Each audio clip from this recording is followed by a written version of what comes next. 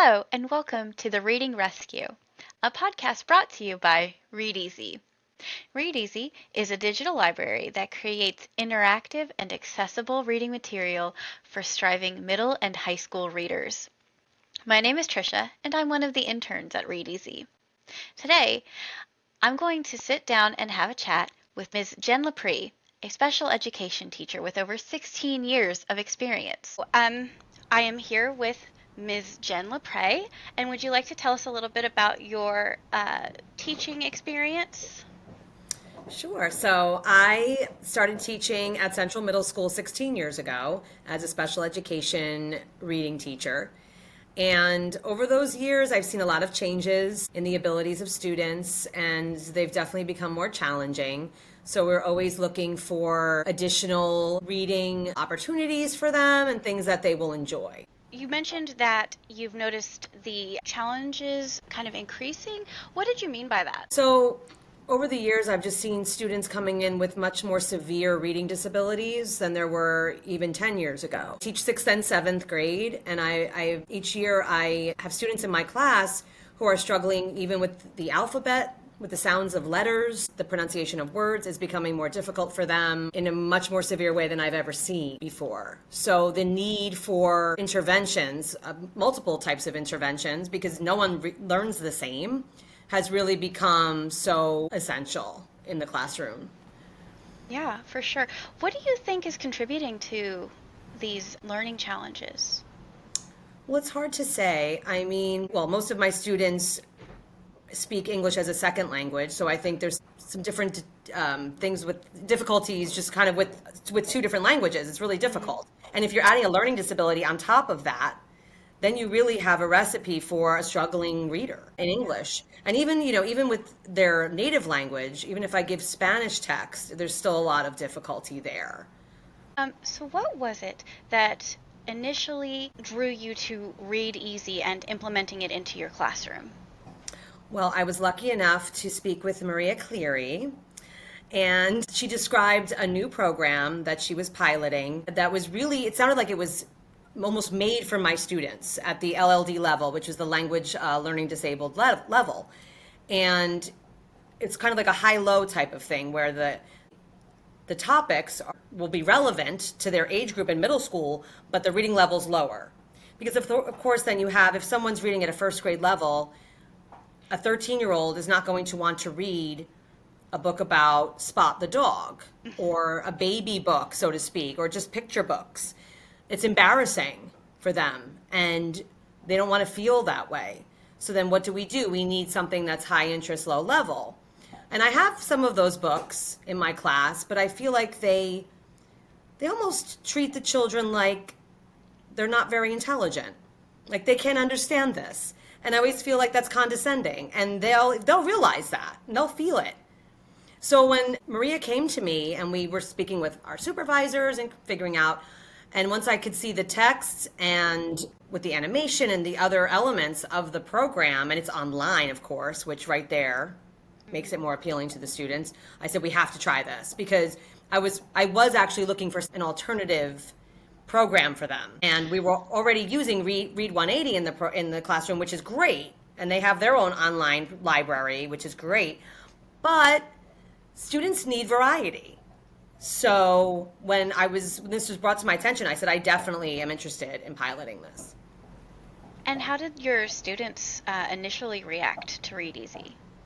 So I introduced it to them, I think it was in October of 2024, and they were almost from the get-go. They were very much intrigued, and once they could see that the books were of topics that were interesting to them and they could actually understand it, they were hooked. Of course it can be read to them if they wish, so they can hear the audio and highlight, so they can see and hear at the same time, which, the more modalities that you introduce, the more they're going to understand. So yes, and it started, and then after a while, they were asking me if they could read Readeezy.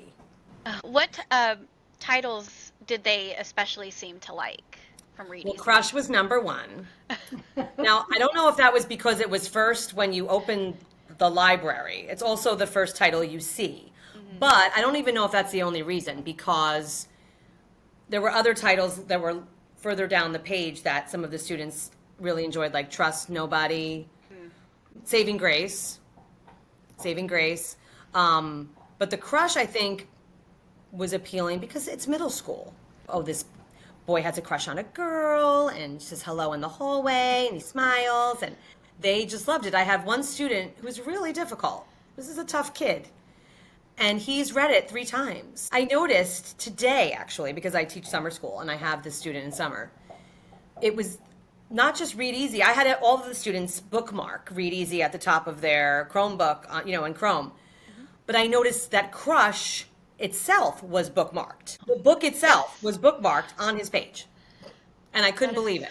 This is a child that doesn't really want to do work most of the time, no matter what it is. But if I say that Readeezy is an option, so if I just give an open reading your way, do you want to read this? Do you want to do Readeezy? Do you want to read a hard copy book? Usually the students will choose Readeezy. So that's telling me right there that they're enjoying it, they're understanding it, and this is something that is motivating them to read, which is the most important thing. Most of my students are visual learners, so they need that visualization. And it's the thing that's great about Readeezy, it's not just an illustration. Some of them are animated. Yes. So they're moving on the page, which is even more appealing. As we know, children today, they thrive on anything that's electronic. It's more appealing to them. So yes, the illustrations and the animation are just fabulous, and that definitely connects, and they can make that connection in their mind between what they're reading and what they're seeing. So as a teacher, what improvements have you seen in your students after implementing Readeezy? So besides the motivation to read, which right there is Huge. enormous, when I sit with them and discuss the books, they are able to tell me what the conflict is. They're able to tell me who the characters are. And they're able to pick out the basic literary elements, which before I know was a struggle, because some of these students I've had for a year or two. And before, just reading any old book or something that was given online, they weren't always able to do that. But I think because they were interested, they would remember. It's that having that motivation opens up the door to everything else, I think. Just like anything in our lives, if we're interested in something, right? But for them, the reading is such a struggle. So to have any type of progress like that, and I definitely see more of an interest. What advice would you give to other teachers or educators who are considering or would consider implementing Readeezy into the classroom? Now I finished one full year, I piloted it. I'm kind of thinking about next year and what I could do. Because the students love the idea of points, and it's almost like the level in a game. What level did you get to? I'm at this level. How many points did you get? So next year, I definitely want to put some type of leaderboard up with their names and points and maybe sticker stars or something like that. That'll be visible in the classroom to give them a little bit more motivation. I have to figure out how to do that, because I also don't want to make any students feel badly if they're not receiving points. So I have to figure out the right way to do that. But for other teachers that are doing this, I feel like most English teachers have reading time. Drop everything and read, whatever you want to call it. One of the teachers that I co-teach with has a great phrase, which is research, engage, and discover when it's time to read their books. So I love that.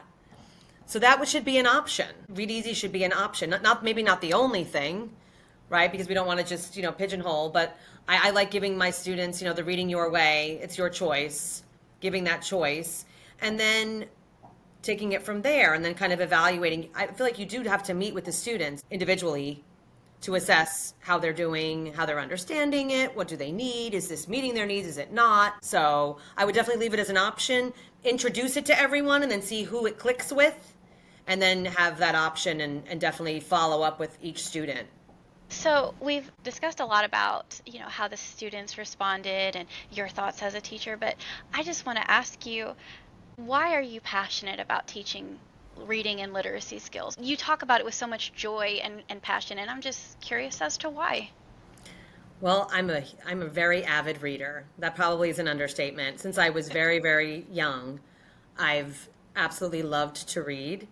I remember as an elementary school student, the principal coming in and taking me into higher grades and having me read in front of the classroom. Of course, looking back now, I'm sure that those students were thrilled to have a 5 or 6 year old coming in and showing them up. Yes, reading has always been a huge part of my life. I always have a book with me, and I I gain so much joy out of it. I want our children today, our students, to experience some of that joy if I can impart it to them. And not only just for reading a book for leisure. While that's great, we need it for life.